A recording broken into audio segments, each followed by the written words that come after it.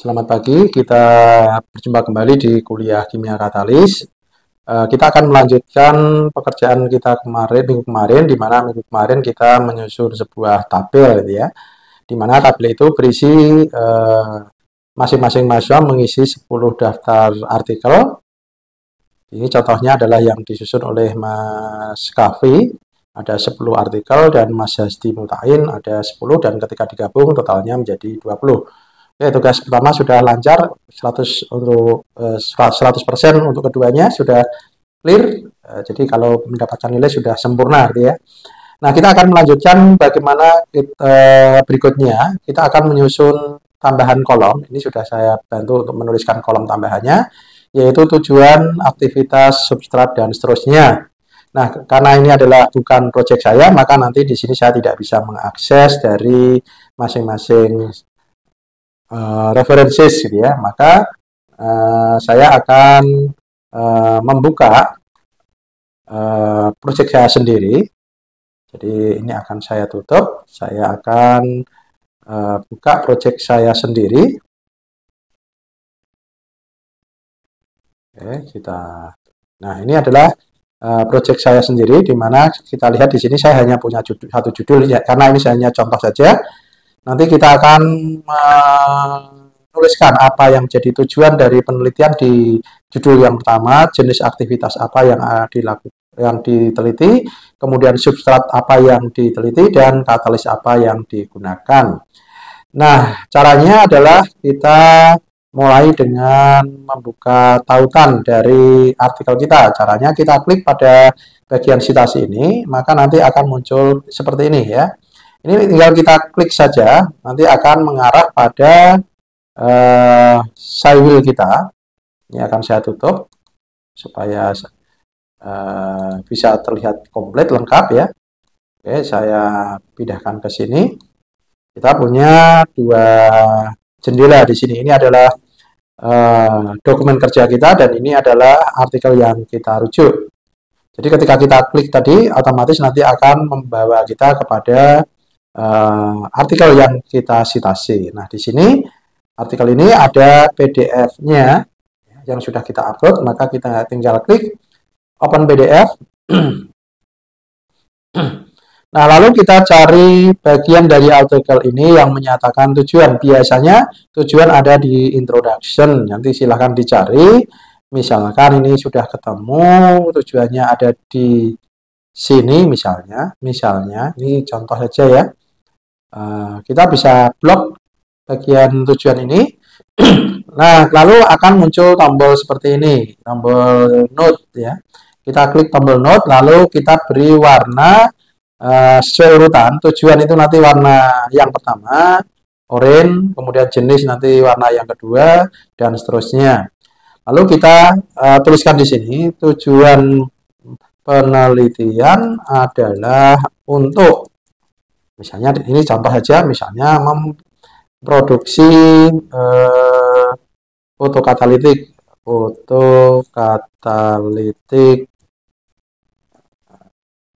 misalnya begini.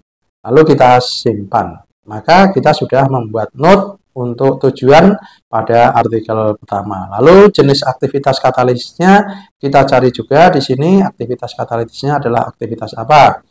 Nah, kita bisa dapatkan biasanya aktivitas katalitis juga ada di pendahuluan. Misalkan aktivitas katalitisnya adalah ini, misalkan. Lalu kita blok. Lalu muncul seperti ini, kita pilih warna yang kedua, sehingga warnanya beda-beda nanti. Dan akan memiliki kesamaan kemiripan, yaitu bahwa semua tujuan warnanya oranye. Ya. Jadi di sini aktivitasnya adalah aktivitas misalnya di hidrogenisasi. Oke, lalu kita simpan. Lalu kita cari lagi sesuai dengan kolom berikutnya adalah substratnya apa? Biasanya ada di metode substratnya apa. Nanti bisa dicari, atau kalau tidak di metode, biasanya di hasil. Nah, misalnya substratnya ketemu di sini, ya, misalnya. Oke, substratnya apa? Kita tuliskan substratnya adalah bla bla bla. Substrat itu adalah bahan yang dikatalisis. Jadi misalnya amilase itu berarti substratnya adalah amilem. Sorry, warnanya salah. Kita ganti. Warnanya adalah warna ketiga. Oh, sudah benar. Jadi ini warna pertama, warna pertama, warna kedua, warna ketiga, ya. Nah, kita bisa lihat hasil dari node kita ada di sini dengan cara kita reload. Maka node-nya nanti akan masuk di sini dan kita bisa lakukan editing di node-nya ini kalau kita merasa ada perlu yang diedit, atau bisa langsung juga dari sini sama itu bisa diedit. Dan misalnya teman satu kelompok tidak sepakat, bisa mereplay, ya. Jadi mereplay itu artinya menanggapi dari pernyataan ini bahwa ini tidak tepat, harusnya dari kalimat ini substratnya bukan ini tapi itu misalnya. Jadi replay itu nanti berarti kita berdiskusi dengan satu tim untuk terkait dengan node yang kita susun. Nah, lalu bagaimana cara memindahkan node ini ke dalam tabel? Kita tidak perlu mengkopas dari sini ke tabel, ya, tidak perlu dikopas. Kita cukup buka Cywheel di Google Doc kita, ya. Cywheel kita buka, lalu di sini ada project node, ya. Kita klik project node. Kita tunggu sebentar, maka akan muncul di sini sidebar-nya untuk project references and node. Nah, kita pilih project-nya ada di mana, node-nya. Nanti akan muncul di sini. Ini adalah yang node yang kita buat. Tadi kita sudah sepakati warna ini adalah untuk tujuan, maka kita klik pada kolom tujuan, lalu kita klik insert, ya.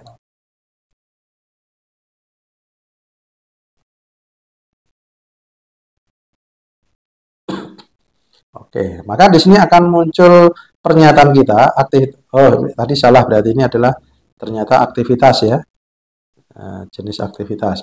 Salah, kita hapus saja. Tadi warnanya adalah oranye, ya. Berarti yang ini. Tujuan penelitiannya adalah ini. Yang ini kita klik insert-nya mana. Ini karena layarnya ketutupan ini, saya agak sedikit kesulitan. Nah, saya geser dulu. Nah, kita klik di sini, insert. Maka tujuannya akan masuk di sini. Nah, lengkap dengan kalimat yang kita blok di sini. Tujuannya apa? Tujuannya adalah untuk memberikan kesempatan orang lain memberikan komentar bahwa kita menyatakan pernyataan ini itu didasarkan dari kalimat dari artikel yang bunyinya begini. Bisa saja kita salah di dalam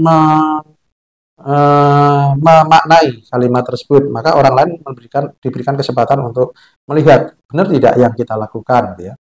Nah, berikutnya di jenis aktivitas tadi adalah warnanya.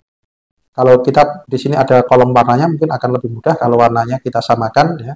Jadi kalau ini kita beri warna yang ini, nanti kan kita menyocokkan, gampang. Kalau ini agak sedikit sulit, ya, karena di sini tidak ada warnanya. Kita bisa bantu dengan memblok pada selnya itu dengan diberi warna.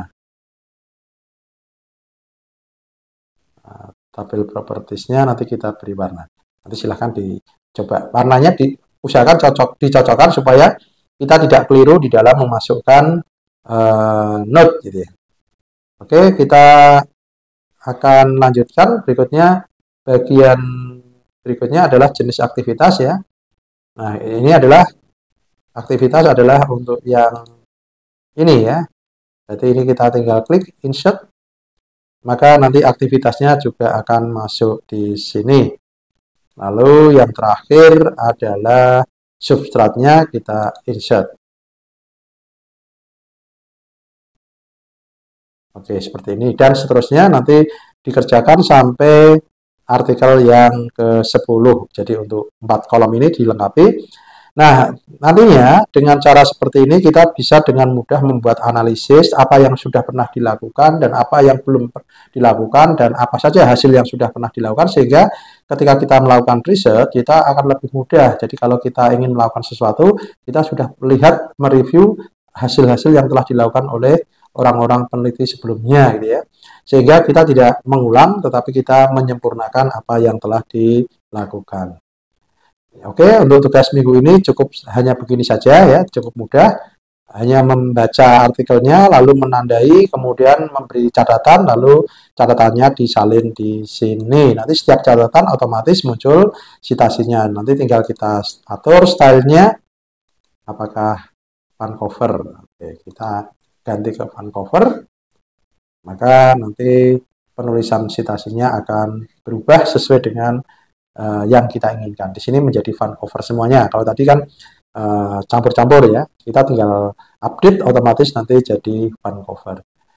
Demikian tugas penjelasan saya untuk tugas minggu ini. Silahkan dikerjakan. Semoga sukses.